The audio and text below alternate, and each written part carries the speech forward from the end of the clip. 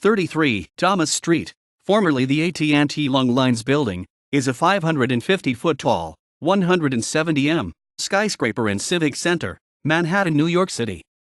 It stands on the east side of Church Street, between Thomas and Worth Streets. The building is an example of the Brutalist architectural style with its flat concrete slab facade. The building is a telephone exchange or wire center building which contained three major 4ASS switches used for interexchange, long distance, telephony, two owned by AT&T and one formerly owned by Verizon, decommissioned in 2009. It also contains a number of other switches used for competitive local exchange carrier, CLEC, services, but is not used for incumbent local exchange carrier, ILEC, services, and is not a central office. The CLLI code for this facility is NYCMNYBW. The building is reportedly home to a National Security Agency surveillance facility. The Long Lines Building was designed by architect John Carl Warnicki and completed in 1974. As it was built to house telephone switching equipment, the average floor height is 18 feet, 5.5 meters, considerably taller than in an average high-rise. The floors are also unusually strong, designed to carry 200 to 300 pound per square foot, 10 to 15 kilopascals, live loads. The exterior walls are precast concrete panels clad with flame-treated textured Swedish granite faces. There are 6 large protrusions from the rectangular base which house air ducts, stairs, and elevators. There is a series of large, protruding ventilation openings on the 10th and 29th floors. William H. White claimed that it features the tallest blank wall in the world. It is often described as one of the most secure buildings in America, and was designed to be self-sufficient with its own gas and water supplies along with generation capabilities and protected from nuclear fallout for up to 2 weeks after a nuclear blast. Its style has been generally praised, with the New York Times saying it is a rare building of its type in Manhattan that makes sense architecturally and that it blends into its surroundings more gracefully than any other skyscraper nearby. The location was previously the site of cast iron buildings, typical of the area, the facades of which were preserved prior to demolition. The building was a core part of the AT&T Long Lines department, housing solid-state switching equipment which required a high level of security and space. The Long Lines department became AT&T Communications in 1984, after the Bell system divestiture.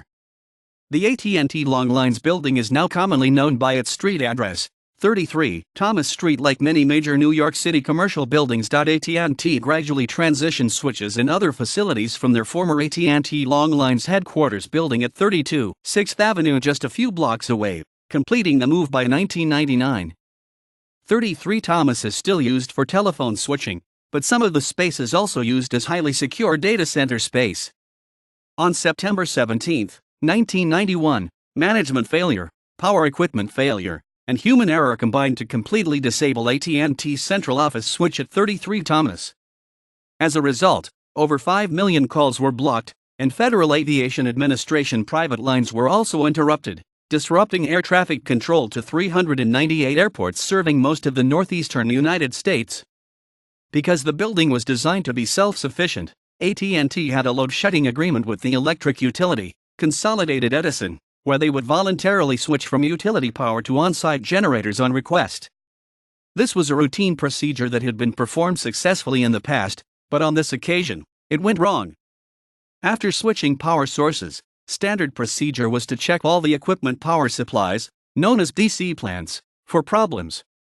But due to scheduled training, the check was not performed, and one plant went on battery backup.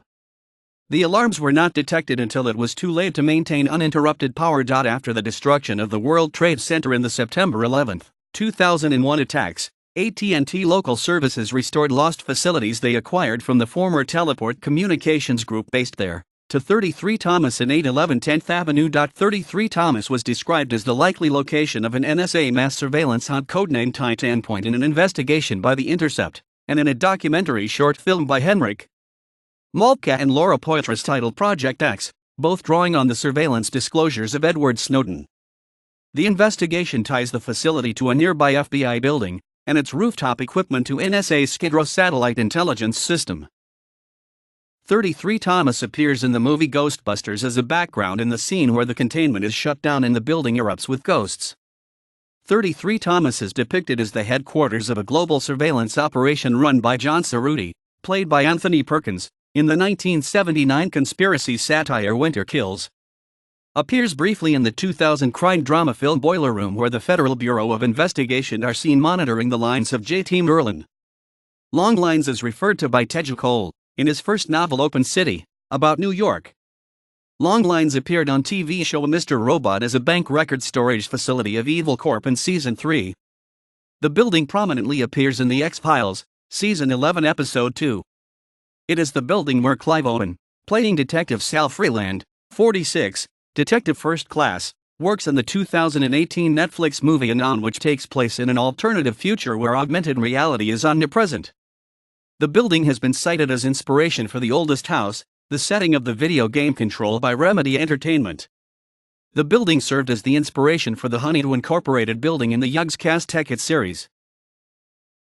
375 Pearl Street. Project offices.